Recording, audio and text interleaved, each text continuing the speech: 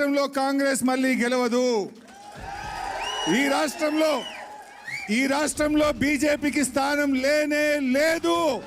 మళ్ళీ కేసీఆర్ రావాలి అనడానికి ఈ జాయినింగ్ అనేది ఒక సంకేతంగా మనం భావించవచ్చు.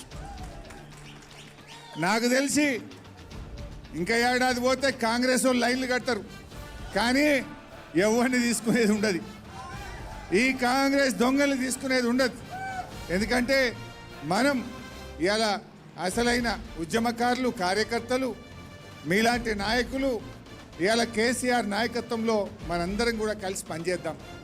రమేష్ చేరిక డెఫినెట్గా వర్ధన్నపేట మున్సిపాలిటీ మీద గులాబీ జెండా ఎగిరేయడానికి తప్పకుండా ఈ చేరిక ఎంతో బూస్ట్నిస్తుంది. రమేష్ కూడా అనుభవజ్ఞుడు, ఓపిక ఉన్నది, సంయమనం ఉన్నది, పాత కొత్త అందరినీ కలుపుకొని పోతాడు. బ్రహ్మాండంగా మా దయన్న నాయకత్వంలో వర్ధన్నపేట మీద జెండా ఎగిరేస్తాడు అనేటువంటి నమ్మకం నాకున్నది.